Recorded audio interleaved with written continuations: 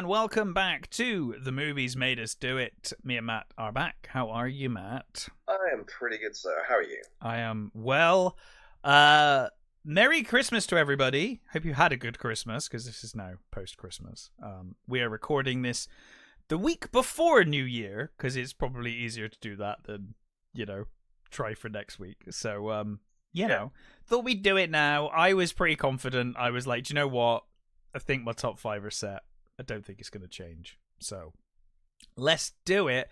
But first, I think you were suggesting maybe a quick TV roundup of 2024. Yeah, I haven't watched much TV, but yeah, go for it. Let's. It's a bit of an odd one for TV this year, and there's a few things I haven't quite caught up with, but I'll just do a quick brief. Yeah, go for it. 5. So my 5 would be Shogun. Yes. That's the one show that I'm like, I need to watch that one. I liked it a lot. This is one of those rare occasions where I've read the book and seen the original series. Yes. So there's a lot that's changed. There's a lot that is not quite the same, and it's, they all it's a thing that they do, but it's fine. The good thing is I don't think they did any change that was so dramatically bad, that it spoiled the series. Mm-hmm. They did a great job of casting. Hiroyuki Sanada's always fucking awesome, and the guy who's playing oh god, now I'm going to forget the main guy's name. He was great. I really liked him. He was doing this sort of weird oh Christ, Tom. Oh Christ, now I'm going to forget his name. Guy who played the second Mad Max. Oh, Tom Hardy. Yes, he was doing this sort of weird Tom Hardy impression. It seemed, but it kind of worked for the series. Okay. So it's at times you just think, oh, that's really weird, but it kind of works. Blackthorne, the character's Blackthorne. Cosmo Jarvis is the actor. My favourite of the casting was Tadanobu Asano, who was playing Yabusagi. He is great as the sort of slightly slimy, slightly treacherous samurai who's, more than willing to change sides if he thinks he can get away with something. Yeah, he's fantastic. I really liked Mariko. The character of Mariko was given a lot more to do, because obviously they wanted a bit more sort of girl. I don't want to say girl power really, but they wanted obviously her to have a more of a role than I guess you could say she had before. But it wasn't a detriment. She wasn't in any way a girl boss. Sure. I mean, there is one particular scene where she fucking kills all these guards, which worked because she's a fully trained woman. She was she's got a sword. Goes a long way. She's got a naginata. Well, that also goes a long way. So, and it's fucking awesome. It's a really well done scene. They're apparently doing another season, which I think it's been confirmed. Is okay because that won't be working on Carvel's stuff, but it could be good, could be fucking awful. We'll see when it comes. But I highly recommend it. It's a really fun series. My 4th one would be House of the Dragon. Season 1 was phenomenal. That first season was so good. Matt, we're going to be praising Matt Smith again later. I think we will. But he is so good as Damon. His character he's such a prick, but you love him so much despite the fact that he's such a prick. Yeah.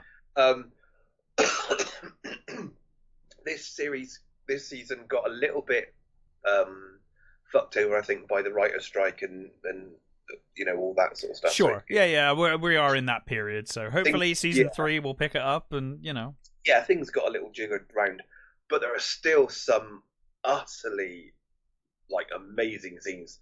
The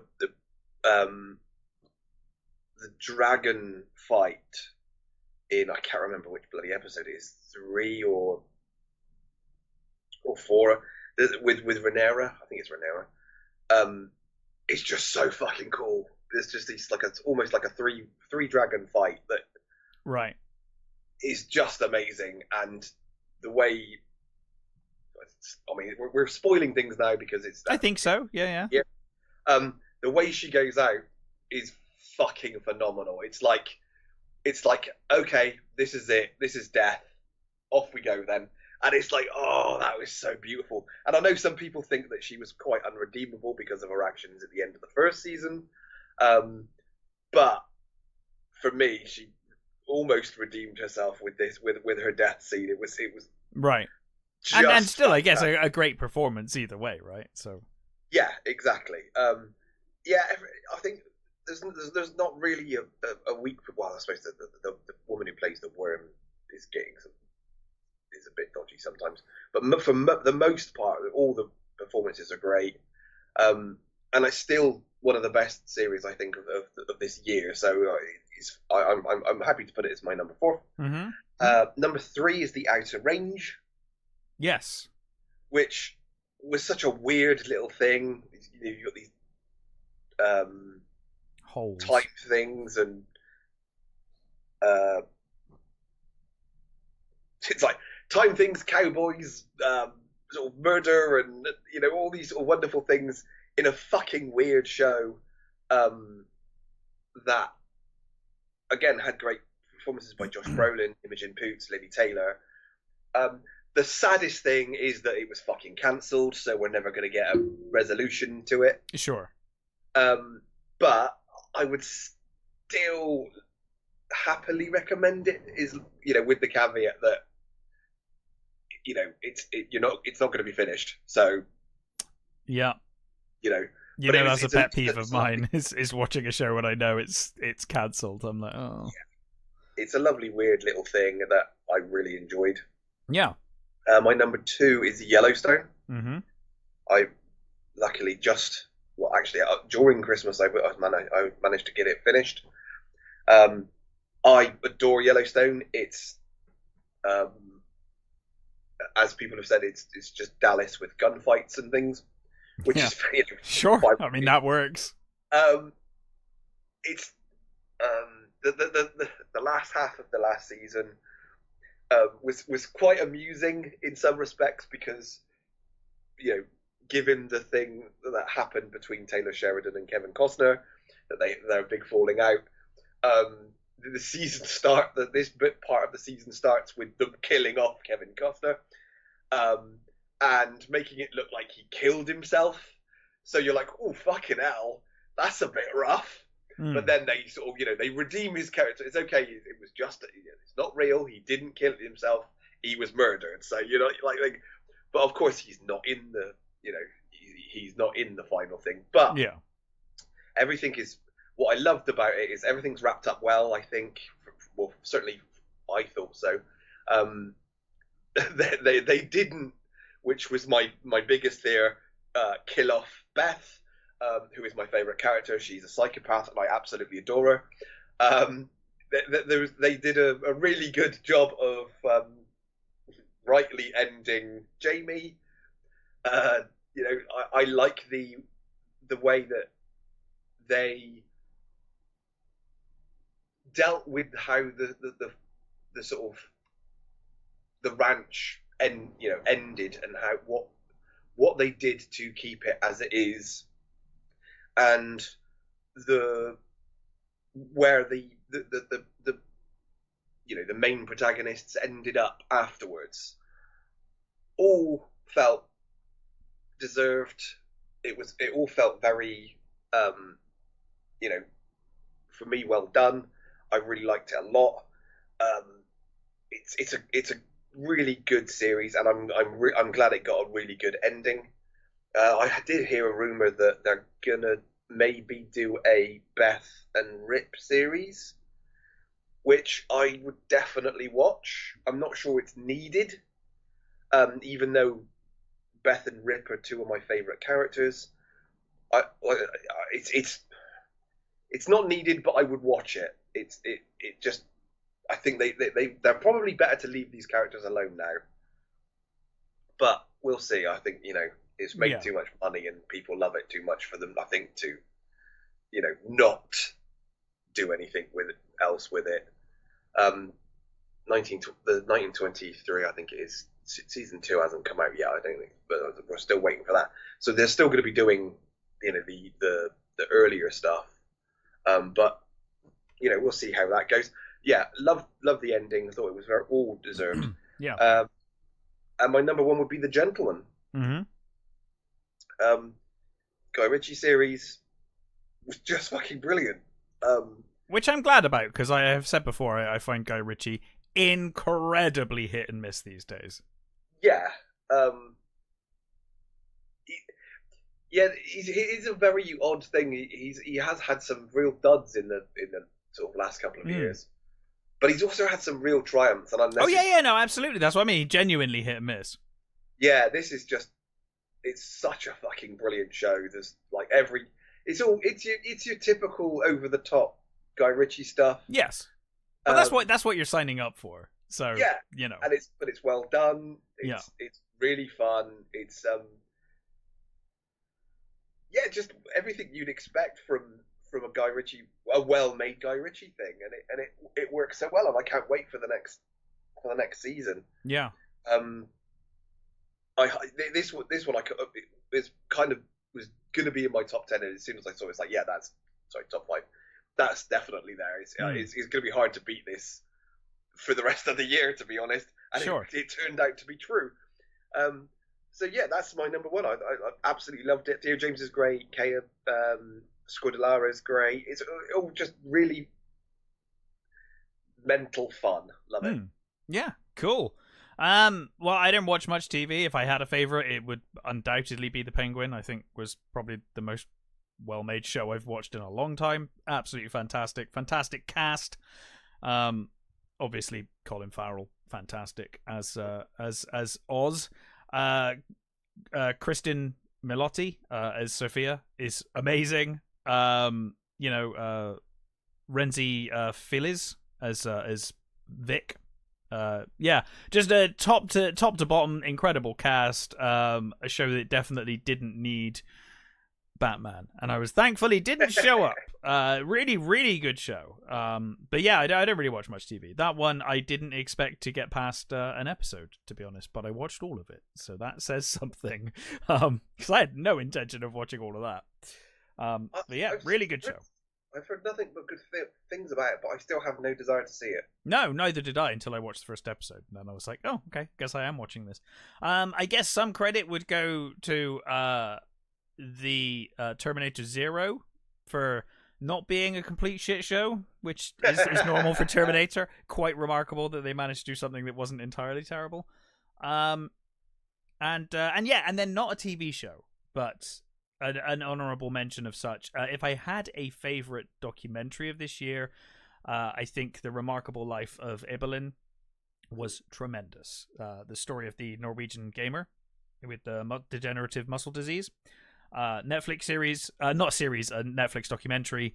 Wonderful documentary. If I had to pick a documentary this year, it would be that, although I still have yet to see Superman, which I really am looking forward to seeing, the Chris Reeve story. I've really enjoyed the McMahon Oh yes, I also enjoyed that show. Although my problem with that is that as a fan of wrestling, it was mostly stuff I already knew, so I was kind of rewatching. Yeah. It was a very well produced version of the same thing I've heard countless times before. I think the good thing about it is, like you said, I don't think I'm as big a fan as you are on wrestling, but I was a massive fan when I was younger, and like you said, a number of things I knew, but there was a lot of. It's very well made. It's very well produced. Yeah, there was a lot of people I hadn't heard of opinions from before. Yeah, it's always good to get. I think my favorite in that show was Tony Atlas, who just was just like brutally just told the truth the whole time. It was great. Absolutely delightful. He was so funny because everyone else was like dancing around stuff, and then he's just like, "Yeah, they did this." I was like, "Oh, yeah, okay." His honesty was so beautiful. It was brilliant. Great. Yeah. So yeah, that was a very good documentary as well. Anyway, should we get on to our top 5 movies, Matt? Let's do it. Who goes first? Do you want to go after first? All right. I will say, despite sounding negative the other week, I strongly considered having Cuckoo in this number 5 spot. Cuckoo was one up for consideration. It was close. However, I did ultimately, on some reflection, I went with my original choice for number 5, The Iron Claw. This is the story of the Von Erich brothers, a true story. Somewhat true story, mostly true story. Basically, they one of the brothers they just didn't have in it because I think they thought it would be too depressing to have that one also die, because they all died apart from one. This film, directed by Sean Durkin, wonderful film. It is depressing as fuck, but it's wonderfully well acted. Zac Efron, Jeremy Allen White, Harris Dickinson. Incredible film, incredible cast, really good. I mean, it's a true story, it's a tragedy, played by fantastic actors, and yeah, I mean, I think it's it's just one of those documentaries where it's like, well, or one of those films based on true events where it's like, you don't have to like wrestling to like this film. It's a really well made film. It's not really about wrestling. It's very much about kind of abuse, really, like a father's abuse of his sons. Their father was a hopeful wrestler who didn't make it to the top, and is now living vicariously through his sons. And is quite abusive in his behaviors towards his sons. And you do see, I mean, as his sons start to die, it doesn't really faze him as much as it phases the rest. He just cares about getting the next brother in line for, the title and for the fame, It's like the equivalent you see of cheerleaders, isn't it? Very similar, yeah. And or pageant queens, that sort of madness that some parents just can't seem to shake. Yeah. To the detriment of their own children.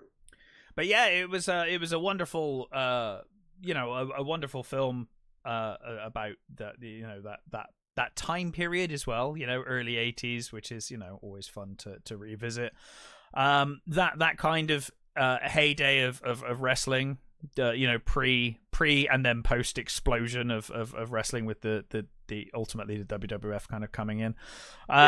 But yeah, I mean, more than anything, it's a family drama, and it just kind of shows the dangers of chasing fame and the abuse, and it's a very depressing watch for sure. It's not a happy movie.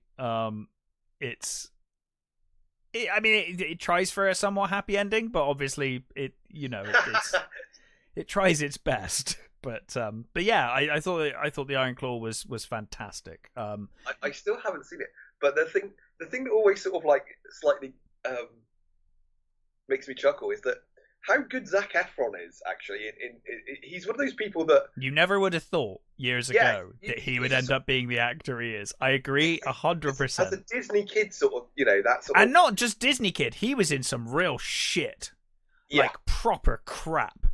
And to see him now, you're like, wow, like you've become a real actor and you're amazing. Yeah. So he's a really good talent. Yeah, he really is. So yeah, absolutely. That the Iron Claw is my number 5 pick. What is your number 5? Rebel Moon. No, honestly. Abigail is my number 5. Sorry. Abigail. In a sort of a very much like a year or so ago when I picked Megan as my number 5. Mm-hmm. It's just for the sheer fun and enjoyment of the movie. Yeah, that was like the year I did Godzilla versus Kong as my number 5 because I was like, it's just fun. Yeah, yeah, totally, exactly. It's just got wonderful little sort of performances from what's her name? Melissa Barrera, even? No, Alicia Weir. Oh, Alicia Weir, yeah. Alicia Weir as Abigail. Dan Stevens is always fucking great, so I'll assume he was great Melissa in this. Barrera is actually good, but but the actual Abigail is absolutely wonderful, and I love the sort of fact that when they were making this movie, that they thought, Alicia Weir dances so well, let's put in more sequences of her dancing. Sure. And then when they found out that Catherine Newton could also dance, that they added that to, the whole taking over her character and dancing around with her. It's just great. It's just a really over the top. I mean, the amount of gore in this and blood, I think it's got to be up there with, the sheer volume of and gallons of blood they used in this movie. It's just so fun. Dan Stevens is again, we keep bringing up how wonderful Dan Stevens is in these he's just one of those actors who is great in everything he's in. Like, and he seems to have an absolute ball playing terrible people. He's very good at it. For someone that comes across as such a nice guy in interviews, yes, he is. He plays horrible people very well. From all accounts, he is a genuinely lovely guy. That's what I hear. Yeah. I loved we're spoiling, so I love the whole Abigail is actually Dracula's daughter. Matthew Good basically comes in at the end as Dracula, and technically this is a remake of Dracula's Daughter. I don't think it is. I mean, have you seen Dracula's Daughter? It's a very different film. I know that's the hilarious thing. It's like it's a remake of Dracula's Daughter in that it has Dracula's daughter. Oh, sure, yeah, in that it's a film with Dracula's daughter in it. I was gonna say, Dracula's Daughter is a how? Dracula's Daughter is a wonderful, very early kind of feminist movie. Actually, it's a very good film, but it's fucking bizarre. Yeah. It's not. Yeah, it's very strange. It's a really weird little movie because it doesn't feel like any of the others. No, it doesn't fit at all. No, I really love that movie, but it doesn't fit at all. It's very odd. Yeah, this is nothing at all like that. Because then they followed that up with Son of Dracula, and that's very much like a 40s horror movie. Universal horror movie. Mm-hmm. All the other players. Giancarlo Esposito, Kevin Durant, William Collette, Angus Cloud, they're all brilliant in their little parts.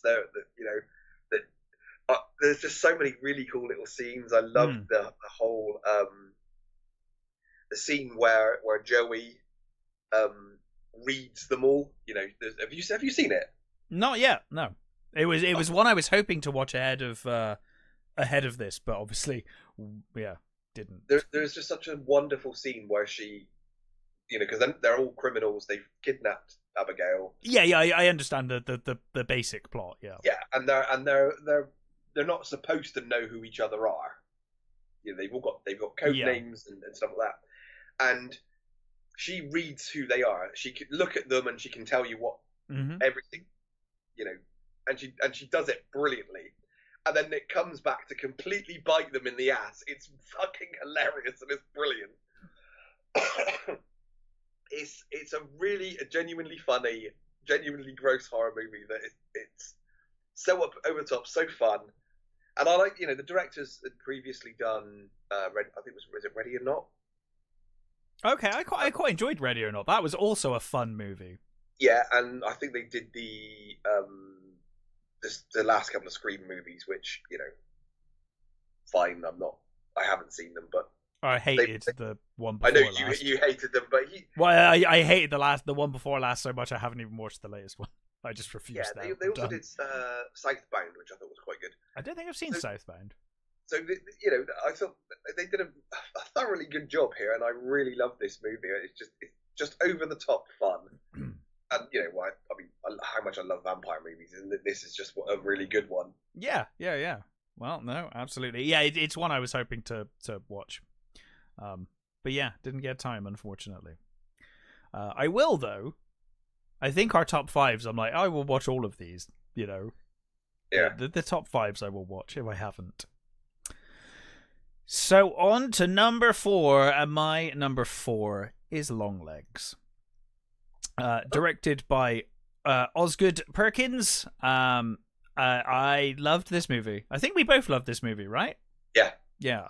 So I don't know. You know, I've been reflecting on this because today I rewatched the trailer and I was like, is the trailer that misleading? I guess there were the TV teasers were the worst ones, I think, because they were all like, "It's Silence of the Lambs, it's Silence of the Lambs," and I think people went in with that in mind and got a different. I think it's not so much the trailer. The full trailer's kind of okay. It's the teasers. I think it was that everybody who was commenting on this sort of the TV spots were definitely mentioning Silence of the Lambs, or at least they were showing the reviews and it was like, it's Silence of the Lambs for 2024 or whatever, you know. Yeah, it's like they picked up on that and everybody ran with it. Yes, and that's unfortunate because it certainly has some elements in there, but it's a very different movie. I mean, it's got a female FBI agent who's clairvoyant, in the 90s. Or maybe clairvoyant, I guess. Sure. Yeah. I think it's pretty. I think she's clearly clairvoyant. It's made pretty clear early in the movie, in my opinion. But I mean, the scene where they go in they get the first serial killer, as it were. Yeah, it's clearly she. Yeah, absolutely. So, but I thought this film was brilliant. I think it's really, really well shot. The acting is fantastic. Micah Monroe, I thought, was superb in the lead. This one, along with Arcadian, is this this is the year of Nick Cage movies where Nick Cage is barely in it. But he's great. He's fantastic when he's there. Blair Underwood was also fantastic in this. I think some of the shots are absolutely gorgeous. Some of the scenes really stick with me. The shotgun scene at the end, I'm like, Jesus Christ. When that happened, I was like, oh, wow, okay.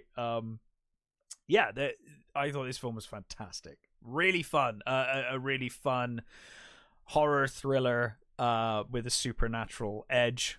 It's got a lot going on in this movie, which I really like. You can kind of take it in many directions as the film goes on.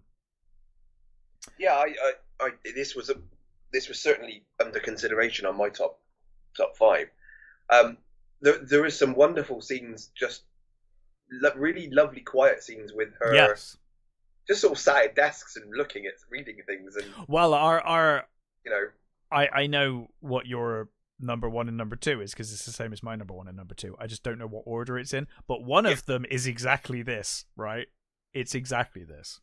Yeah, it's scenes of just let the scene breathe, let the atmosphere sink in, settle in.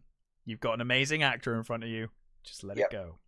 Yeah. And this movie does that. Yeah, this movie absolutely does that, and it does it wonderfully. And this is one of my real hates about the modern sort of horror audience, that unless something is fucking happening. Oh yeah. You know, right now. People just don't want the patience to just sit and let a scene happen. Yeah, it's like, no, I want to know, which is the weirdest thing. Yeah, I completely agree. It's fine if there's going to be a jump scare at the end of it, but otherwise not. You know, it's weird. But yeah, I really did like Longlegs, and it's like you said, he's barely in it, but he leaves a mark for sure. He's so fucking creepy,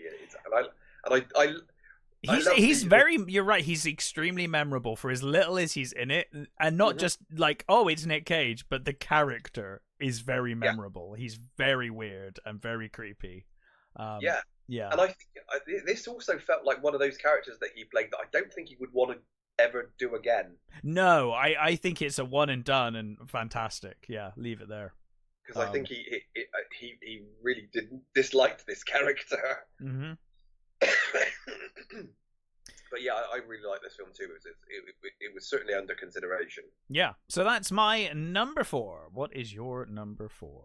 So my number 4 is His Three Daughters. His Three Daughters, yes, directed by Azazel Jacobs. Yeah, starring Carrie Coons, Natasha Lyonne, and Elizabeth Olsen. Oh, it's so good to see. I mean, I haven't seen this, but it's nice to see Elizabeth Olsen making proper movies again. Yes, she's got the short end of the stick. You know, she's a great Scarlet Witch, and she's been saddled with some terrible scripts. Yep. Yeah, I'm glad to see her kind of getting back to some acting. Yeah, I mean, this could uncharitably be described as three women screaming at each other. Three incredible actresses, though. Yes. Um, and you could, I mean, if you, well, no, actually, I guess not. I was going to say you could say the same about fucking Heat, but there is more going on in Heat. You know? But the scenes that people remember from Heat are mostly two guys shouting at each other. Yeah. Well, and the running down the street. Excuse me. This is just three of the best actresses. Yeah, top of their game. Just wonderful, wonderful performances of the, and like the Iron Claw, it's not a terribly happy movie. It's about three sisters who have come to their dad's flat basically to wait for him to die. Yeah. And it's one of the sisters is she's only a stepsister. She's a stepsister. But she's the one that's been looking after him. Natasha Lynn's character. She seems to spend most of her time smoking dope and betting on horses. Right. And the oldest sister has this real chip on her shoulder, and she's bossy and she thinks she's in charge. And Elizabeth Olsen is this sort of slightly hippy dippy sister who is a bit of a flake, and she does the yoga and all these sorts of things, and they don't take her seriously. But then they have these wonderful moments where you see, the mask slips and you see these women for, what they are at their core. They're the reasons why they're like they are, the reasons why they're scared of certain things, the reason, one of them's seen as almost have this perfect life, and she doesn't have a bloody perfect life. She just projects that, and it's just wonderful. There are it's just it's almost entirely in one sort of room with the occasional sort of outside shot. Yeah. And it's just how they react with one another, and I loved it. This, I think if you've got brothers and sisters, it probably helps. Yeah, and we're spoiling here, so there's this. For the most part of the movie, you don't see the dad. He's in this bedroom, and he's effectively on his deathbed. Is that right? Yeah, he's on his deathbed. Sure. And he's in his bedroom, and they sort of talk outside his room, and they sort of peek in, and you will see they occasionally sort of like disappear into that room, but you don't really see him. But at the very end, they sort of bring him out. He comes out and he sits in his chair in the living room, and they have this. The three sisters are sort of arguing, and he tears off his mask and he gets up. And the oldest sister has been having trouble writing his sort of obituary, and she's been struggling to find the right words to say and to know what stories. And the dad stands up and he has this wonderful interaction where he talks about how much he loves them and why he loves them and what about his life and what things meant to him and all this sort of stuff. And then he looks over to and sees himself in the chair, and you realise that he's died, and all of that didn't happen. Oh, that's so painful. And it was. Oh, that's so amazing. Beautiful. Yeah. It was so beautiful. And J.O. Sanders is the guy who plays the dad, and he's a wonderful actor. He's one of those actors that you've seen in shitloads of things but don't really know him. Yeah. He was so wonderful, and it was so beautiful. And as I said, it ends even on a sort of bittersweet sort of ending, but it ends with them all at least having a much better relationship and being closer together because they understand one another a bit better. After the dads died, they have this sort of moment where they all sort of take a turn in his seat. They all sort of sit in his seat, and it's like they're experiencing the room how he saw it, sort of thing. Oh, that's yeah. They have these little sort of moments where they talk to each other about certain things, and it was beautiful. I really loved it. It's just a lovely movie that you know, I kind of watched it on a whim. Really, it was sort of like, Sometimes those are the best ones, right? yeah, I saw the trailer and I thought, I like those actresses. It's a Netflix movie. It's probably going to be naff.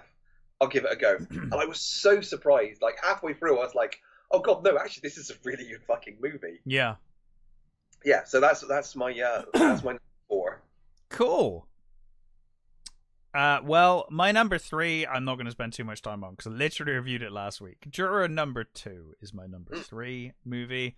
A wonderful, wonderful. It's hard for it would be fucking hard for this film to be bad with a cast this good. Yeah. One of the best casts modern day could put together. One of the best directors. I'm assuming, unfortunately, probably Clint Eastwood's last movie. He is like 1,000 years old now. So I would imagine, we never know. I think he's like 94, 95 now. Yeah. So he's doing very well, and I mean he's clearly one of those people that wants to work until he dies, and fair play to him. But this is a wonderful film. So effectively, if you want to hear the full review, you can listen to last week's. But effectively, a man, Nicholas Hoult, his character is called up to jury service. He's got a wife who's heavily pregnant. It's a murder trial. A man is accused of murdering his girlfriend on a bridge and throwing her off a bridge. And we meet Toni Collette's character, who is the assistant DA. She wants to become the DA. And she's hoping that this high-profile case will kind of get her that. And during the trial, the juror number 2, Nicholas Holt's character, realizes that it might have been him that killed her. Through an accident. He thought he hit a deer in the rain at night. It's a wonderful, wonderful film. You got J.K. Simmons playing an ex-detective who can't quite give up being a detective, even though he's meant to be on jury service.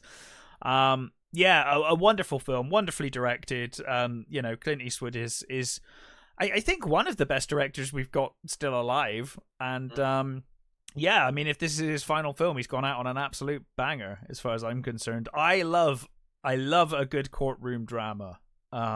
When I'm in the mood, and I was in the mood. And also, this is a relatively unique courtroom drama. Most courtroom dramas is like justice prevails in the end. This is much more of a like, well, this is how the justice system can kind of fail even when everyone has the best intentions. Everyone's trying to do the right thing, and it's kind of not working out. Some people have really taken a dislike to the end, so fuck them. No, I know, I get it. It's not for everyone. I loved the ending of this movie. I understand a lot of people don't like that kind of thing.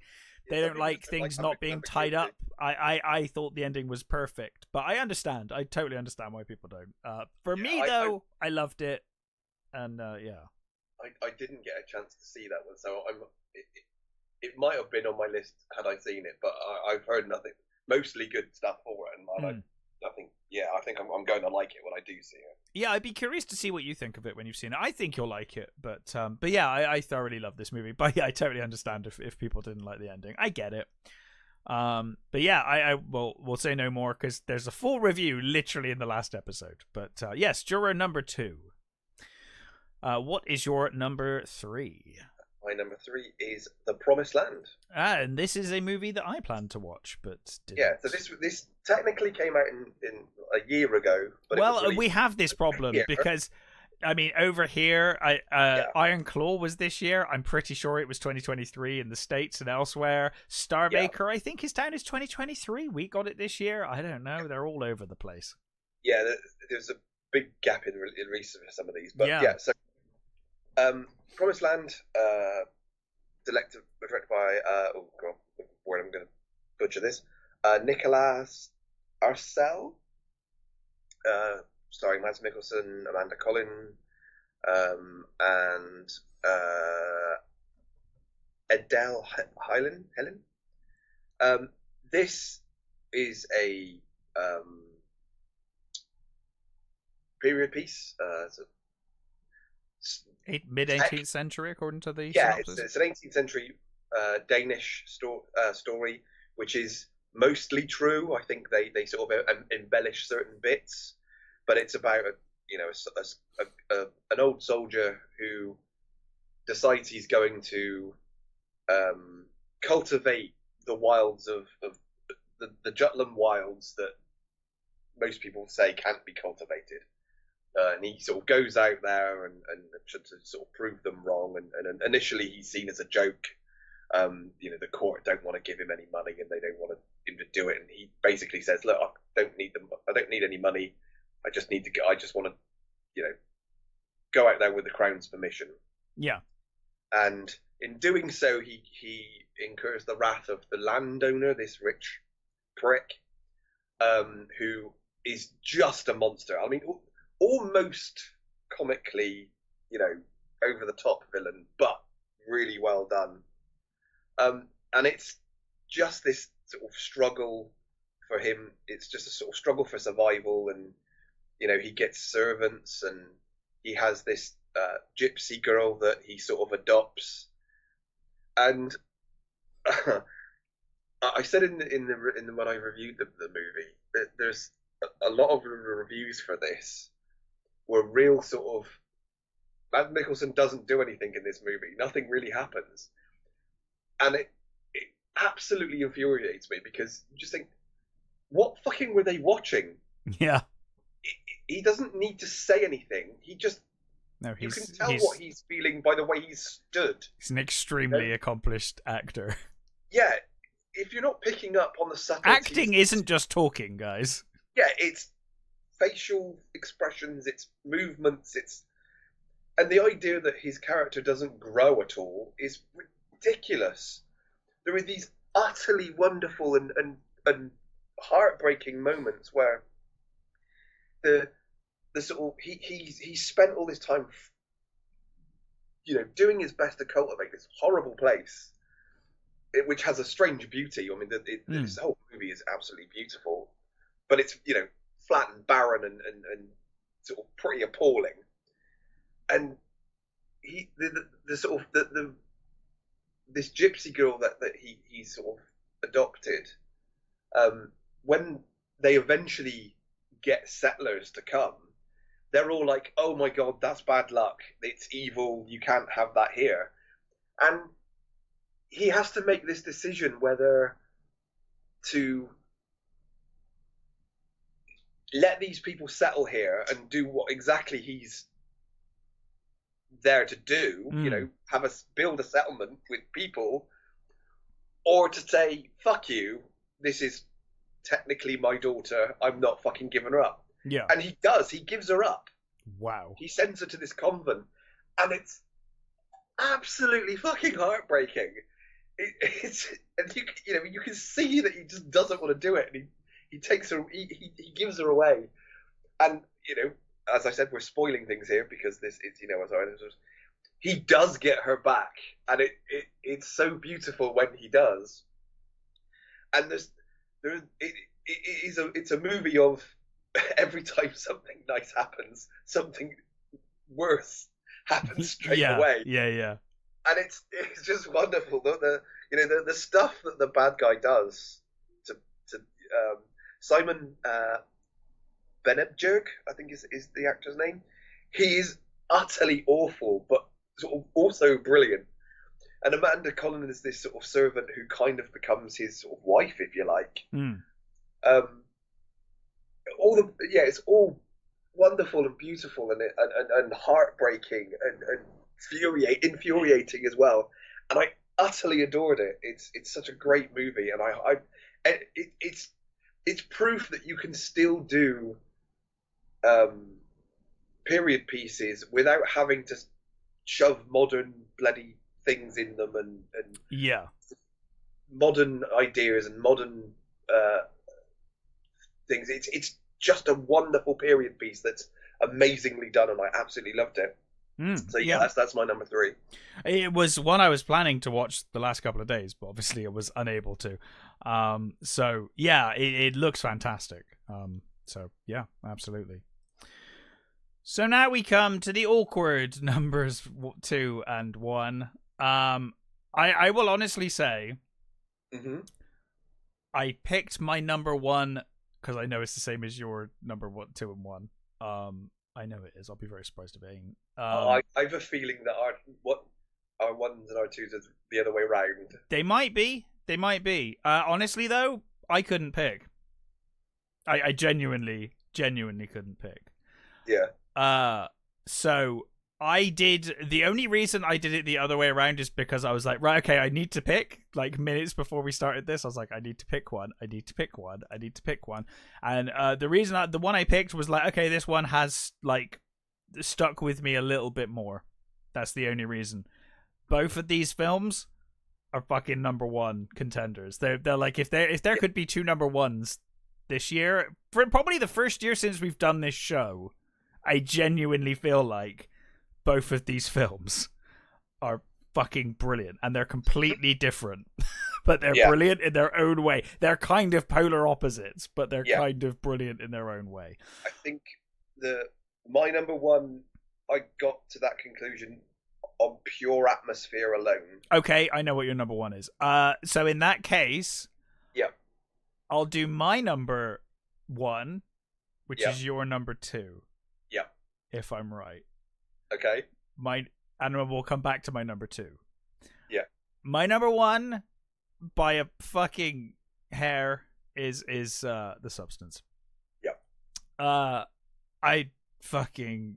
This film has really stuck with me since I saw it. I loved this fucking movie. I loved this movie from the opening moments of the Hollywood Star. Wonderful piece of visual storytelling. I think the direction in this is amazing. The use of color is incredible in places. Yep. I think that it was a fucking brave movie for Demi Moore and Margaret Qualley to be in. I think Dennis Quaid is the fucking grossest he has ever been. And I loved him for it. I thought his performance was tremendous. I fucking hated him in this film. Oh yeah, I've never hated Dennis Quaid so much. No, I have never hated Dennis Quaid more. He is tremendous in this. The fisheye lens, the uncomfortable closeness of those shots, really stick with me just as much as the fucking disgusting later body horror moments of this movie. I adored this film. Honestly, it stuck with me since. I think both of these movies I would happily own. I will. I think I will as well. So effectively, this stars, half stars Demi Moore as an aging fitness celebrity who is given a black market drug that basically duplicates your cells and creates a younger, different version of you. It's not Demi Moore younger. It's a new body. Yeah. But a new person from your DNA. Person from your DNA. Yeah. You kind of roll the dice again. You roll a new character, and that character horribly comes out of your back, and then your one body lies on the floor, and you have to look after that body. And then once a week, you have to swap back. So you've got a different body per week. So 1 week you're the old person. The next week there's the young person takes over. But it's not the same person. They're different people. It's interesting because it never completely... Well, I think they are technically meant to be the same person until things go wrong. Yeah, they're follow the fucking instructions. And they sort of have the same sort of, they seem to have the same drives, experiences and memories and things. Yeah, definitely. But when they become separate, they are separate. So it's a weird thing. If this movie sounds fucking weird, it is. It is fucking weird. You're either going to go with it or you're not, really. Yeah. I think people's reasons for disliking this movie are going to be the complete opposite reasons why they dislike the number 1 movie that you've picked. But I think this movie is incredibly well shot, incredibly well acted. It went places towards the end I was not expecting it to go. Actually, I was quite surprised how far this movie went by the end. Yeah. And the the end of this movie is fucking glorious. Yeah. Um, I mean, this. I think I could probably safely say, it's as much as I like Demi Moore, this is the best performance she's ever given. of Demi Moore? Yeah. I think so. I think I said that during the review. I struggle to think of a better performance of hers. I think and she's given some great performances in the past. Yeah. But this film, she is amazing in this. Mm-hmm. The willingness of her to do what she does, and the performance on top of that, though, like the performance on top of that, her performance is tremendous, wonderful. Yeah. Even in just moments where, like, I think we said in when we reviewed it, just her sat there watching Dennis Quaid eat. Yeah. Oh my God. Yeah. It's just wonderful. She's barely doing anything, but you can see everything written on her face. Yeah. You know, it's so great. And my God, when you get to when Margaret Qualley's character is falling apart. Oh my God.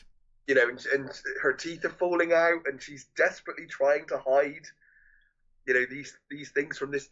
You know, she's supposed to be doing this New Year's performance. Yes, it's all building to the big New Year's. Goes horribly, horribly wrong, and then she makes the fateful decision, and you get the what is it called? It's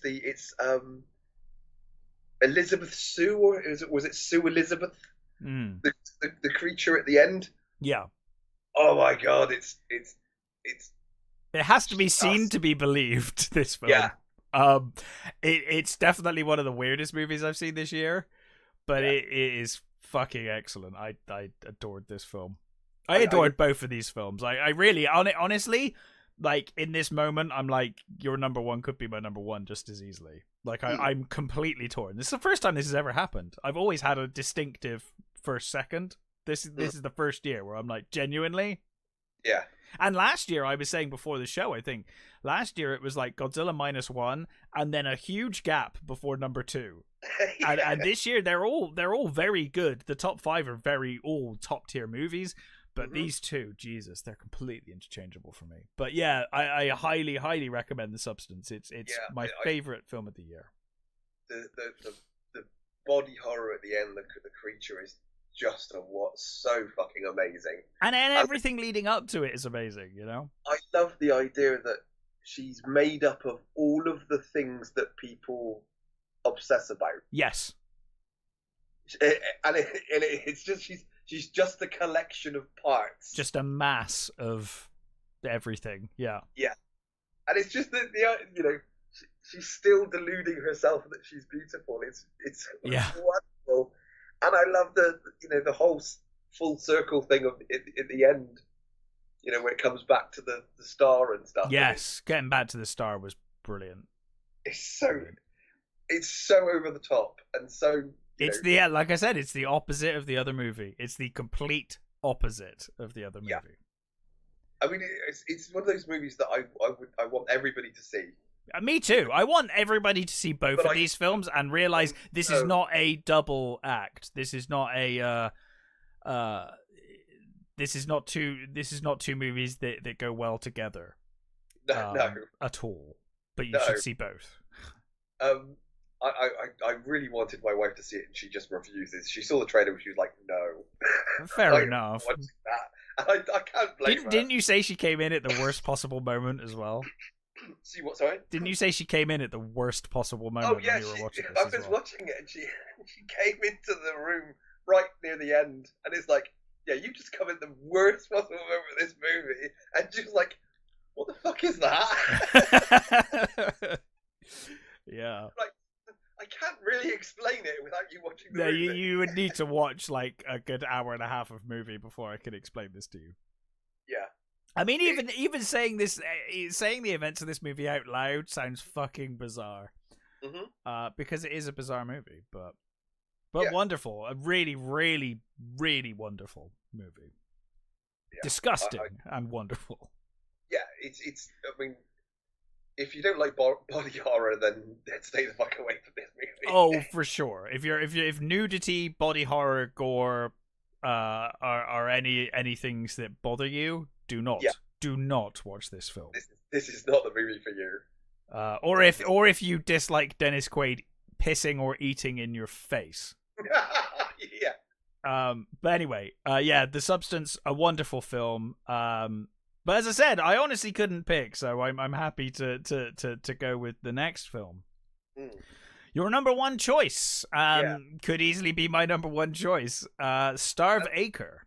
As I said, that I think I picked this. I went with this one mainly because of the atmosphere. Well, as I said, this movie polar opposite of The Substance, where The Substance is loud. This is fucking quiet. This is all atmosphere, all foreboding, all subtle acting performances at their best. This wonderful sort of soundtrack that just gets in your head. Yeah. I mean, Matt Smith, I think is wonderful in this. You know, seeing him deal with the abuse that he suffered in the past, all of that stuff. Morfydd Clark, I think, is wonderful in this, and I don't know that I've seen her in anything before. I know she's in that fucking awful looking Lord of the Rings show. Yeah. But she is brilliant in this film. She was wonderful in Saint Maud. That movie. Oh, Saint Maud. Yes, of course she was in Saint Maud. Yes, she was great in that. But I think this over that. I think she's tremendous in this. Mm-hmm. So yeah, this is, you know, just when I think folk horror is kind of getting overdone, it constantly comes back to surprise me, and people keep bringing out these tremendous movies. And this is one of the best I've seen in recent years. This is superb. Yeah. As we said earlier, it's it's a film that is happy to just sit and let you watch a scene. And people will complain. People that, you know, if you watch this movie and you're like, it's boring, nothing's happening, then go watch The Substance. That's the movie for you. Yeah. But this movie, you know, there are shots of we're just looking at Morfydd Clark, or we're just looking at a landscape. We're just looking down the end of the garden. And it's all about that atmosphere. It's all about that soundtrack, the picture. Yep. Oh, it's wonderful. It's a wonderful, wonderful film. It's a study of abuse and post-traumatic stress, and I fucking love this movie. This movie's great. Yeah, it's utterly beautiful and utterly wonderful. I loved it. Just like you said, the moments. You know, one of my favorite scenes. Is literally just her stood on the doorstep. It's one of my favorite scenes. I literally was thinking. That's what I was just thinking of, that scene, that exact scene, Matt. Yeah. Yeah, I agree. And I read reviews that said, "Well, she's just, why are we watching her just stood there?" Yeah, it's the same as The Promised Land, right? Yeah, Same problem. You're missing the point. Yeah. I'm sorry you can't feel it, but you're clearly just fucking missing it. Because there is everything you need to know is in that scene. It's just her, and you know, hey, if it's not for you, if you get bored, fair enough. I was not bored once watching this movie. No. I lapped up every shot of this film. Mm-hmm. Yeah, it's just wonderful little things, you know, like these bits where, you know, you've got them having the picnic, and then you hear the screaming and the kids blinded that horse, and you think, see, that bit, that was the one bit of the movie that almost turned me off the movie, because I thought it was going to be one of those my kids are asshole movies, which I hate. Yeah. And I was so glad that it wasn't that. I was so glad to be proven wrong, because I have not read the novel. Now, I understand some people that love the novel had some issues with this movie, and particularly in the violence kind of stuff, the gore stuff. But I haven't read it, so I can't comment on that. So I went in completely blind to this movie. Yeah. And I loved it. I loved every minute. I just looked at this. It's got a 5.4 out of 10 rating, this movie. I baffles the fuck out of me, that. Well, it's not for everyone. You know, No, true. it's really not. It's one of those movies that if you don't like a slow pace, slow burn, because I always think as well, folk horror is probably at its best when it's a slow burn. That's kind of what attracts me to folk horror in many ways. It doesn't really lead itself to like big dramatic set pieces and no, not in the bombastic way. Not in the traditional sense, but you know, you can certainly have those sort of in it, but they have to be a certain way. And this film oozes confidence. It's a director and actors. It's a director that has faith in their actors, and it's a director that's confident in their shots. Yep. They're like, we're not cutting this for time. We're not cutting this down. This needs to breathe, and we're gonna let it breathe. Wonderful. And they do. It's yeah, they do. They absolutely do. And for the most part, it does a wonderful job of its 70s setting. Yes, and it's not like obnoxiously 70s in your face. It's just set in the 70s. No, it's a believable British 70s. Yes, it's a very British 70s and believable, not glamorized 70s or like like we often get with the 80s when it's like rose tinted glasses view of the 80s. It would be all space hoppers and choppers, wouldn't it? Yeah, exactly. No, here it's a very believable 70s, and yeah, it's a very British film. But yeah, I adored this movie. Absolutely, yeah. It's pure atmosphere alone is what tip for me. I could have gone either way. I'm happy for this to be my number one. Like now I'm talking about it. This is the problem. I talk about either of these films and I'm like, no, this one.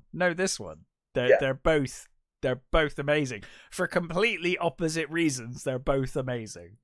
Yeah. It's almost like this is both sides of like horror that I like. It's just like the both extremes of things I like. I love this movie. And that's one of the things I love about horror. It can be such a it's weird because it's put into one genre, isn't it? But when you look at it, there are so many subgenres and so many different forms of horror. And these are two great examples of two very extremely different styles. Yeah. But yeah, that's our top 5. What are you looking forward to next year? I know what I'm looking forward to next year. Off the top of my head, Nosferatu. Yes, I'm going to see it. I'm going to see it on fucking New Year's Day. I'm going. Nice. I've decided I'm fucking going. I don't think I'll be going New Year's Day, but I will definitely go and see it. Yeah. I think it. I mean that trailer. With the sort of two things for me. It's a case of one, it's the trailer, and two, it's the director. Both of those things make me think I need to see this in a cinema. Absolutely. It's one of the few movies in the last couple of years that's made me go, yep, that's a cinema job. Yeah, absolutely. And along those lines, I think, and it may be a fucking terrible film for all I know, but like maybe trailer of the year up there with Nosferatu is 28 years later. Yeah. I mean, that is how you make a trailer. If that film's terrible, then bravo to whoever cut that trailer, because that trailer is brilliant.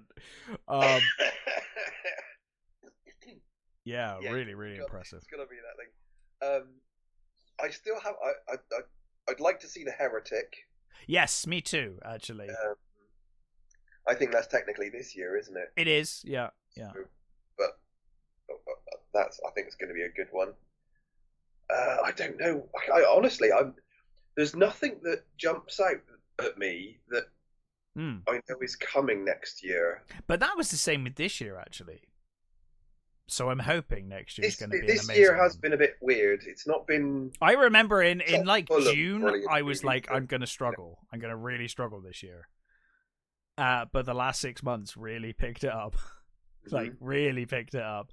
In fact, other than the Iron Claw, all from the last 6 months, maybe even less than that, from the last 4 months of films are my top 5 this year. Yeah. They're all very recent. But yeah, tremendous. Hopefully next year will be equally as fun, equally as good. We got Wolfman coming. I mean, I'm still I mean, not it might be good. I everything I've seen about it gives me concern, but we'll see. Yeah, I'm certainly gonna watch it. I'll give it a go. yeah, absolutely. Give it a fair shake. God, Captain America, no. Gonna be giving that one a miss. No, thank you. That last Showgirl looks interesting, the Pamela Anderson movie. Yeah, that could be interesting. Might be good. But yeah, there's nothing here that's jumping out saying me here. No. We'll find out. Mission Impossible, that's coming. That's coming to an end, so just... I know what I'm getting there. That's not going to be a top 5 movie, but it'll be a movie. Yeah. The Ballerina could be good. Yeah. Superman. Maybe. That's one of those sort of. I mean, it's going to be interesting for sure. I think I'm more hopeful than you are on that one. I've seen terrible trailers for brilliant films before.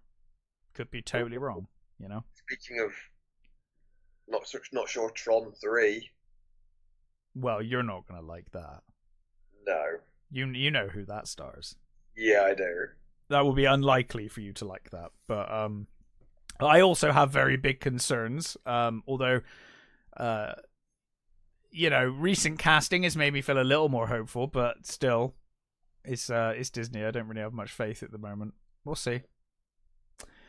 But yeah, in any case, that was our top 5 of 2024. Have a really good new year, everybody. Yeah. And we will catch you next time. What are we doing, Matt? Are we going to do a movie next time? Well, we're obviously going to review movies, but are we going to review a historical movie, an old movie, or are we going to do a new movies? What do you want to do? Our next movie was going to be The Time Machine. It was. So are we going to do that instead of new movies, or? Yeah, I think The Time Machine. It's a good way to start the year because it's a movie that starts at New Year. So I think that was the sort of plan, wasn't it? Yeah, and then shortly after that is our 200th episode, I believe. 200 or 300, I can't remember. It's an anniversary, I know, because I looked it up a couple of months ago and I was like, oh wow, we're hitting an anniversary in like January. So yeah, it's coming up. But in any case, thank you for listening through 2024. We seem to have, picked up quite a few new people these days. There's more people listening, which is nice. Listening. So yeah, thank you very much. Have a great new year. Hope you had a good Christmas, and we'll catch you in 2025.